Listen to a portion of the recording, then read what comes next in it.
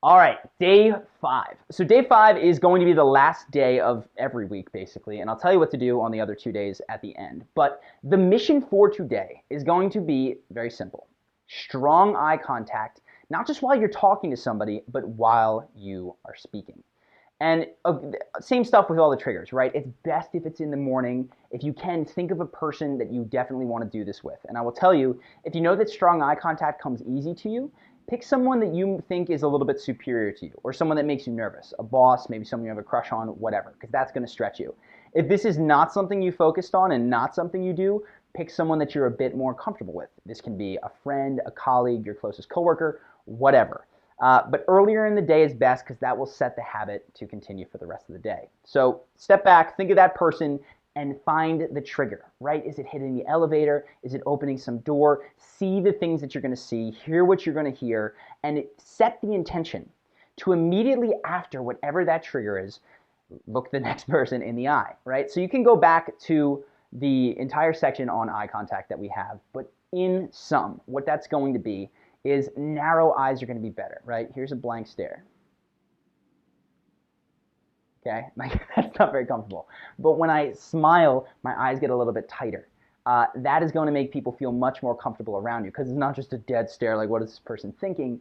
They're laughing, they're smiling. Expressive eyebrows will be helpful too. If you've seen the video breakdown that I have of Bill Clinton, he's got these really cool eyebrows and he basically communicates entire thoughts with just little flicks of his eyebrow.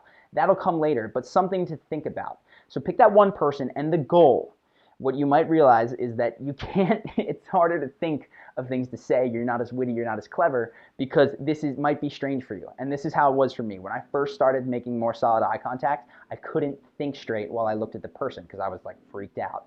That is completely normal. But what you have to do is not put too many goals on top of each other. So for today, you're allowed to have crummy conversations with this person. It's allowed to be a little bit awkward. That's fine, because the goal is going to be eye contact. Now, again, if you can take this with you through the day after this person, fantastic, great. And you'll see, this is one of those things that you get better at very, very quickly, right? If you actually keep this up throughout the day, by the end of the day, you're going to have like much longer unconnected like gazes with someone than you might have at the beginning of the day.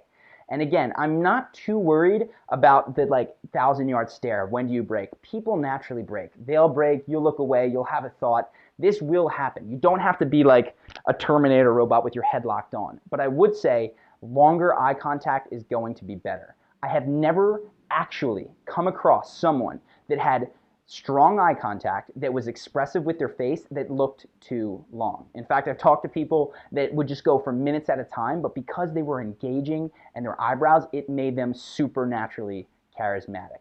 So if you're like, wait, I'm staring for too long, I know I'm supposed to break, you'll break naturally, one, and two, it's not so much about the breaking as it is about the emotion that you put into your eyes and your mouth and the expressions that you say and the words that come out of your mouth. That is going to be what makes the eye contact not feel uncomfortable.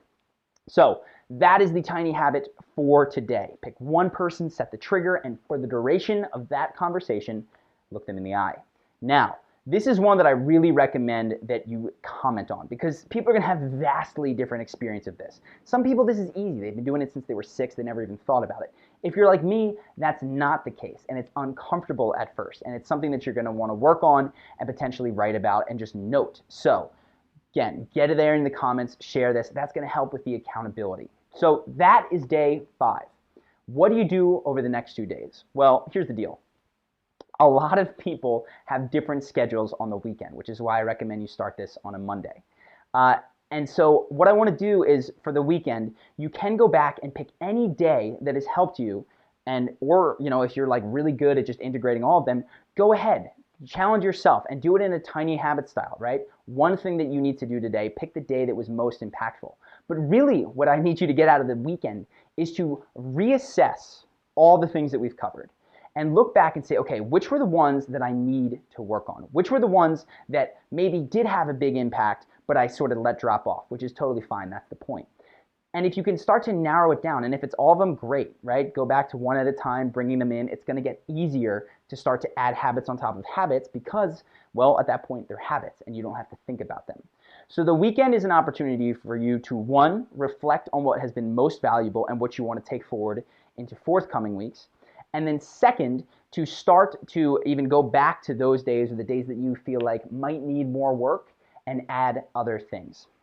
Now again, all of the module cannot be encapsulated in these daily missions, right? Some things really lend themselves well to tiny habits and other things don't. So if there's another aspect of the first impressions module, or any module for that matter, you can start to try to set an intention over the course of your day to change your mood. But it doesn't always work well with the triggers and the tiny habits. Some things are just, they're bigger habits and you need to attack them differently. So again, those are things that you can do on the weekend. If you have any questions about that, for like things that, skills that you don't feel like you're getting covered in tiny habits matter, go ahead, let me know, comments, email, whatever, Charlie@Charisma on Command, and I can sort of help you with how I started to integrate some of this stuff into my life. So that is it for the first impression action integration part. Hopefully you're starting to see how this stuff can impact your life when it is not just something that you talk about and think about and absorb, but something that you live. So very excited to start now with the next week. Enjoy your weekend, and I'll see you soon.